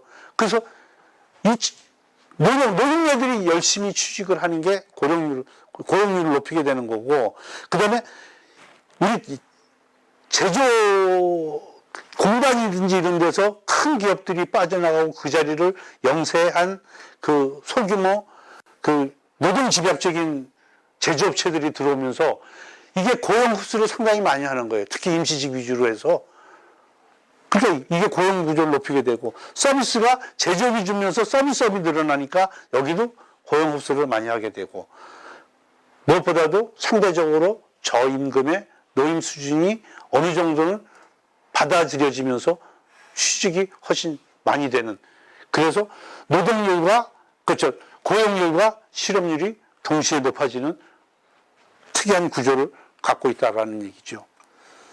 자영업하고 실업과의 관계는 제가 그냥 숫자를 연중 평균 숫자를 20년간 그냥 여기다 찍어 놓은 거예요. 그래서 인천에 자영업자 수를 이렇게 해놓고 밑에다가 실업자 수를 이렇게 놨는데 그림이 닮지 않았어요? 여기가 물이라면 이렇게 해서 탁 마치 그림자를 보는 듯이 닮았잖아요. 대칭 구조를 이루고 있는데 실업률이 높아지면 자영업자 비율이 떨어지고, 그러니까 실업률이 높아지면 올라가야 하면 자영업자가 늘어나는 게 맞잖아요. 이게 반대로 가고 있다는 얘기예요. 그래서 자영업자가 높아지면 실업률이 그만큼을 흡수하고, 그래서 이게 반대로 돼갖고 실업자를 구제하는 역할을 하는 게 자영업 역할을 한다. 근데 여기서 우리가 좀 주목을 해야 될 게, 인천은 대규모 슈퍼몰이 잘 생기잖아요. 대규모 슈퍼몰이 생기면 제일 피해를 보는 사람들이 자영업자들이에요. 소상공인들 자영업자들인데, 이게 대규모 몰이 생기면 그 지역만 하는 게 아니라 여기로 통하는 길을 따라서 자영업자들이 차례대로 이렇게 문을 닫게 돼요. 왜? 여기서 안 사고 그냥 쭉 가서 여기서 사갖고 가니까. 이 대규모 슈퍼몰은 특징이 편의성이잖아요. 쉽게 고를 수 있잖아요. 그러니까 선택 가능성이 높아지니까 소비자 효용이 높아지는 거죠. 그러니까 자영업자들이 문을 닫게 되는데, 자영업자가 줄어들면 실업률을 흡수하기가 어렵잖아요. 그러니까 대규모 슈퍼몰을 허용을 할 때는 실업률이 굉장히 낮을 때 허용을 해주는 게 중요하죠. 실업률이 높을 때 아무 생각 없이 대규모 슈퍼몰을 허용을 해주면 불난집에 기름을 붓는 격이 돼버린다는 얘기죠. 그래서 이게 우리들한테 의미하는 게 굉장히 크고, 인천이 장기적으로 봐서는 지금 그 전통시장이니 이런 게 전문화되거나 아니면 슈퍼나 이런 거하고 경쟁력을 갖출 수 있도록 바뀌어 나가야 되는데, 이런 거에 자영업 육성을 통해서 이런 걸 해야 된다고 보면 실업률 흡수를 위해서라도 인천이 자영업 지원에 상당히 신경을 써야 된다는 거죠. 그러니까 비록 자영업 비율이 인천이 좀 낮기는 하더라도 갖는 의미가 굉장히 크다라는 말씀을 드리고 싶은 겁니다. 지금까지 얘기를 해서 인천의 인구 구조, 고용 구조를 말씀을 드렸는데, 인구를 말씀을 하고 고용을 말씀을 드린 거는 인천의 경제 문제가 경제력에 비해서 인구가 많거나 인구에 비해서 경제력이 부족한 게 문제라고 그런 거예요. 그러면 인구하고 경제력을 비교를 해보자. 이게 1인당 지역소득 결정 구조입니다. 지금부터 이 말씀을 드리려고 하는 거예요. 들어가기 전에 1인당 지역소득 지표를 보면 지역 내 총생산, 그러니까 전체를 다 더한 거예요. 1인당 지표를 지역 내 총생산을 이렇게 나눠보면 우리가 인천이 인구가 한 5등, 3등 이렇게 된다고 그랬는데 이게 12등, 4등이에요. 지역 내 총생산이. 총소득 9등, 4등. 개인 소득 8등으로 높은데 광역시 중엔 7등. 민간 소비 11등, 8등. 자, 우리한테 중요한 건 생산도 생산이지만 소득이 참 중요하잖아요. 1인당 소득으로 생각을 해보자. 1인당 소득은 지역 소득을 인구로 나눈 거죠. 이건 간단하죠. 근데 이제부터는 약간 좀 이론적인 얘기예요. 뭐 복잡하지는 않아요. 그러니까 가령 뭐 5를 나누면 1이다. 같은 걸 같은 거로 나누면 1이다. 이런 정도만 이해를 하시면 될 것 같아요. 그래서 지역 소득에다 인구가 있는데 요거 사이에다가 15세 이상 인구를 곱했다가 나누어주고 그 다음에 경제활동 인구를 곱했다 나누어주고 취업자 수를 곱했다 나누어주는 거예요. 그러니까 다 1이니까 똑같지요. 그래서 쭉 계산을 해보면 이거는 지역소득을 취업자 수로 나눈 걸 노동 생산성이라고 그래요. 취업자 수를 경제활동 인구로 나눈 건 취업자 비중, 그 다음에 경제활동 참가율, 생산 가능 인구 비중. 이걸 왜 이렇게 복잡한 계산을 하냐면 이렇게 나누는 거를 이렇게 여러 개로 나눠 놓는 거를 분해 기법이라고 그러는데 이걸 통해서 이거를 결정하는 요인이 이거 중에 어느 게 더 영향을 주냐를 판단하고 그래서 우리는 뭘 하는 게 좋냐를 정책 수단을 발견하기 위해서 이런 작업을 해요. 그래서 1인당 지역소득은 요 네 가지 요소에 의해서 결정된다라는 거로 이제 계산을 해 놓은 거예요. 그런데 노동 생산성은 다시 지역소득을 취업자 수로 나눈 걸 노동 생산성이라고 하는데 여기에 자본 총량이라는 변수를 하나 넣어서 곱했다 나누어주면 요 앞에 부분은 자본 생산성, 뒤에는 근로자 자본 장비율이 되는데 소득을 자본으로 나눴다는 얘기는 뭐냐면 100원을 갖고 5원을 벌었다. 그럼 뭔 뜻이에요? 100원의 이자가 5%라는 얘기잖아요. 그러니까 이자율이라는 얘기를 이렇게 무지하게 표현한 거예요. 무섭게. 그러니까 별거 아닌 말이에요. 그러니까 그냥 우리나라의 그냥 평균적인 이자율, 돈 버는 정도, 이걸 뜻하는 거다. 이게 이제 자본 생산성이에요. 그 다음에 이거는 자본 장비율은 1인당 근로자 한 사람이 기계를 얼마나 갖고 쓰느냐, 생산 설비를 얼마나 갖고 쓰느냐. 그런데 과연 북한 노동자는 삽으로 일을 하고 있을 때 남한 노동자가 포크레인으로 일하고 있으면 삽값을 노동자 수로 나눈 거하고 포크레인 값을 노동자 수로 나눈 거예요. 그러니까 이게 높으면 사람이 쓰는 기계가 많다라는 얘기고 이게 높으면 기계가 많은 기계를 갖고 생산하니까 당연히 생산성이 확 올라갈 수밖에 없죠. 그러니까 노동 생산성은 이자율과 기계 값의 차이다. 근데 이자율은 노동자가 뭐 어쩌지 못하잖아요. 우리 지방정부가 어떻게 못하잖아요. 그러니까 얘는 상관 안 나다 보면 결국은 자본장비율이에요. 근데 자본장비율이 지난번에 설명을 드렸어요. 인천의 투자가 기계설비 투자가 전국 평균보다 굉장히 작다. 그리고 인천의 기계설비 투자가 많은 것처럼 보이지만 그거는 운송설비가 대부분이었다. 그러니까 이거는 이미 우리가 살펴본 거예요. 그럼 나머지 중에 어떤 게 인천에 더 영향을 주느냐? 이건 이제 나눠서 본 거예요. 이 중에 어느 게 전국 평균보다 작으면 인천의 1인당 소득이 적어지는 거죠. 우선 지역 총소득은 본듯이 전국보다 인천이 이만큼 작아요. 이거를 결정하는 노동 생산성을 보니까 전국 평균이 이만큼인데 인천은 이만큼이에요.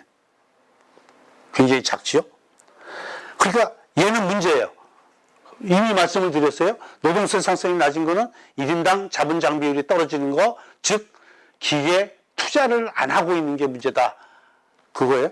다음, 생산 가능 인구 비중.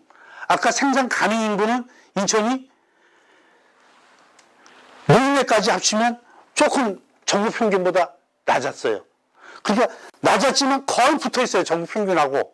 그러니까 뭐 이것도 약간 불리하기는 한데 거의 별 차이가 없다는 얘기고 경제활동 참가율 인천은 경제활동 참가율만큼은 어디 가서 뒤지지 않는다. 이렇게 높은 거예요. 얘 문제 없고, 얘 별 문제 없고, 그런데 취업자 비중, 이거는 실업률 100에서 뺀 건데 인천이 이만큼 떨어지는 거예요. 고용률도 높고 경제활동 참가율도 높은데 그래도 실업률이 높다라는 얘기예요. 그래서 인천이 소득이 떨어지는 이유가 자본 장비율 떨어지는 거와 취업률이 떨어지는 거, 실업률이 높은 거, 딱 두 가지가 이유다 그거예요. 그러니까 인천의 문제는 고용에서는 취업률, 인구 문제에서는 취업률, 그 다음에 산업에서는 투자, 기계류 투자.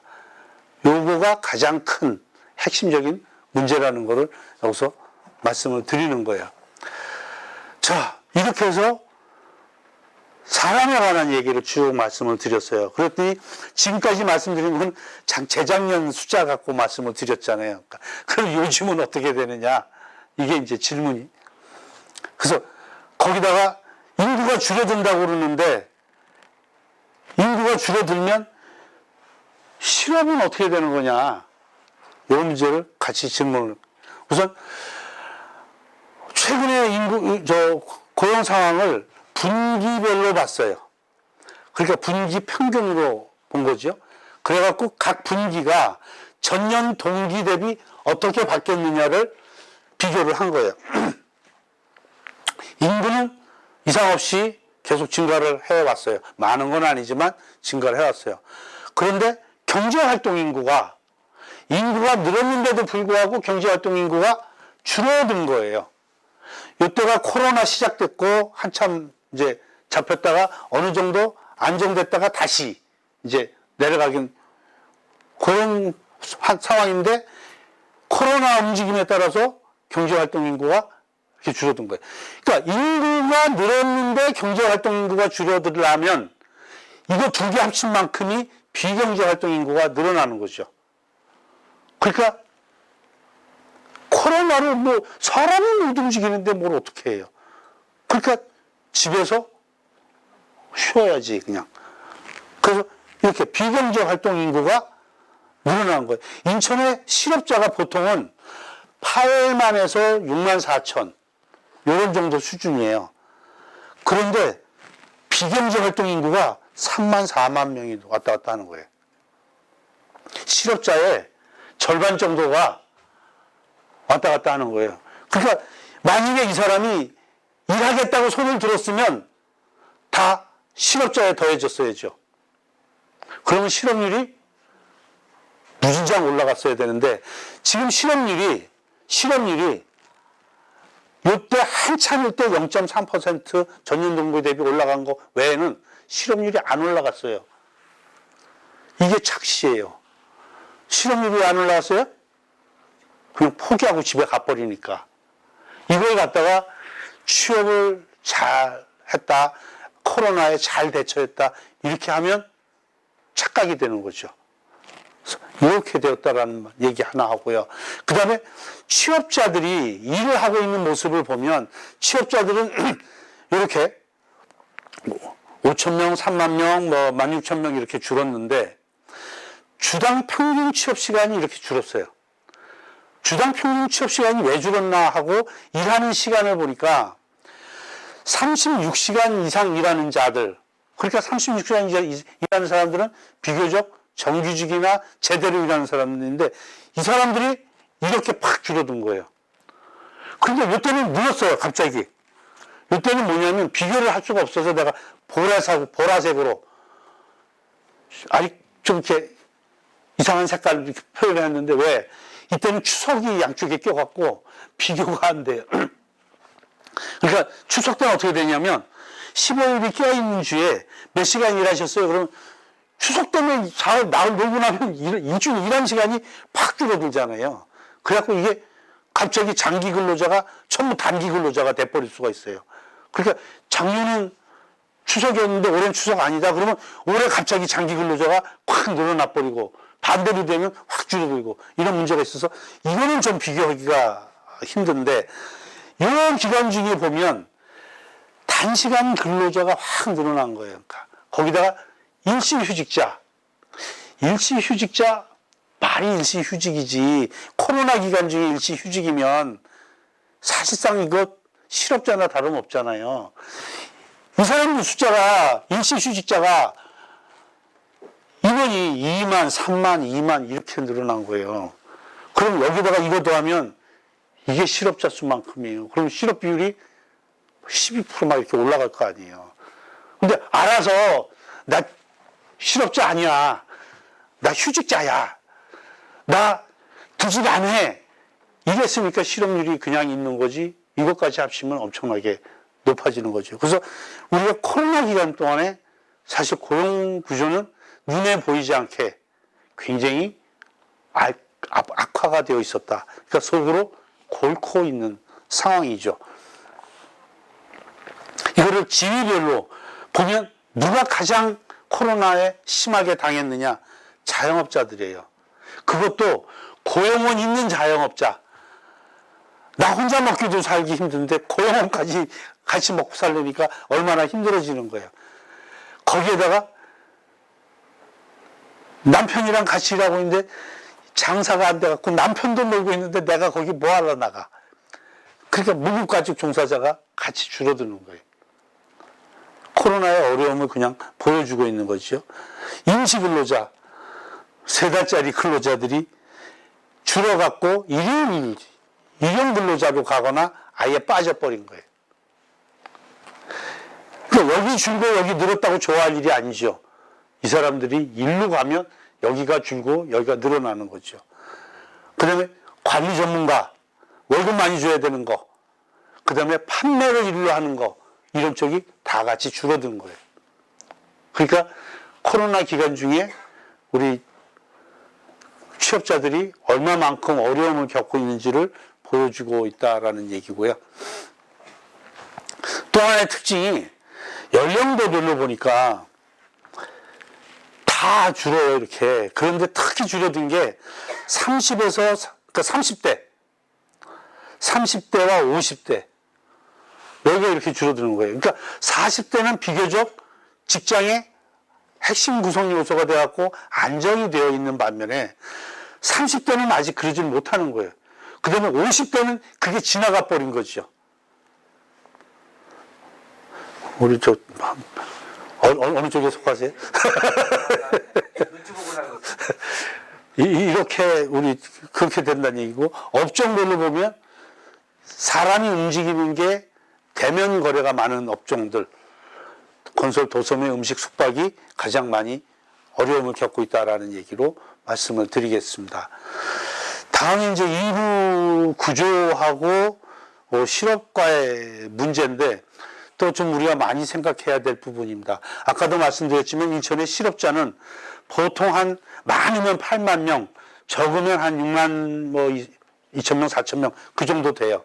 그래서 보통은 한 7만 명 이렇게 왔다 갔다 하는 정도 숫자가 되는데 연령대별로 보면 청년이 한 2만 5천, 그다음에 장년이 한 3만 5천 이래갖고 생산 연령 인구가 한 6만 명 정도가 우리 보통 때 실업자예요. 그런데 아까 제가 통계청의 인구 추계가 좀 낙관적이라고 말씀을 드렸어요. 그 낙관적인 통계청의 추계를 보더라도 연령대별 인구 증감을 보면 올해 작년에 비해서 10,000명, 13,000명 이런 정도가 줄어들어요. 그래서 생산 가능인구가 생산 연령대 인구가 26,000명 정도가 줄어들어요. 내년이 되면 2019년에 비해서 청년이 27,000명이 줄어요. 그런데 현재 청년 실업자가 25,000이에요. 그 후년 되면 전체가 77,000명이 줄어들어요. 실업자가 지금 7만 명 수준인데, 그러면 한참 일할 나이가 지금 실업자 수보다 더 많이 줄어드는 거예요. 그러니까 일자리만 유지가 되고 있으면 실업자가 이론상으로는 없어지는 거예요. 그렇지만 아까도 말씀드렸지만 젊은 사람들이 아무 데나 들어갈 수는 없어요. 그 다음에 뽑는 사람이 없다고 무조건 뽑지는 않아요. 그러니까 실업자는 있겠지만 중요한 거는 사업을 하고 있는 사람들이 사람 구하기가 굉장히 어려워진다는 얘기죠. 그러니까 실업이 있는 상태에서의 구인난이 굉장히 심해질 거다 하는 거예요. 그런데 여기에서 문제는 인천만 이러냐 그거예요. 인천을 둘러싸고 있는 경기와 서울에서 똑같은 현상을 겪으면 우리 인천의 인구를 뺏길 수가 있잖아요. 그러면 일을 하고 계시는 분들은 일을 줄이는 수밖에 방법이 없어요. 그러면 인천의 경제력이 축소가 돼야 돼요.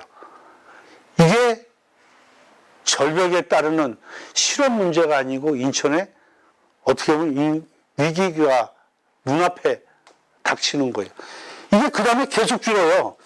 그런데 이게 한참 뒤의 일이 아니고 올해, 내년, 내후년 일이에요. 그런데 이거를 대책을 지금 기업체에서 우리 상공인들이 대책을 지금 생각하고 있느냐? 아직 못 느끼고 있어요. 여기에 코로나까지 덮쳐갖고 오히려 실업이 많으니까 사람 구하는 거는 별 어려움이 없겠지 생각을 하고 있는 거예요. 이게 지금 현재 닥치고 있는데 이 문제를 해결하려면 인천에 그래도 일할 사람의 보호가 비경제 활동 인구예요.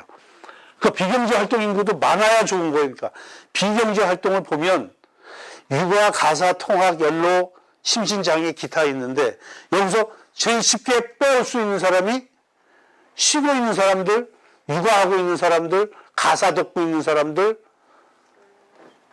공부하고 있는 사람들, 이쪽이에요.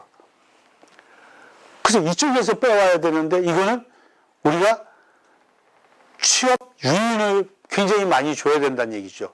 그래서 인천시 정부나 상공회의소나 TP 마찬가지지만 기업체들이 나서서 앞으로 취업 유인을 높이는데 노력을 해야 되는데 취업 유인을 높인 여력은 아까도 얘기했지만 인천에 전반적으로 임금 구조가 저렴한 거예요.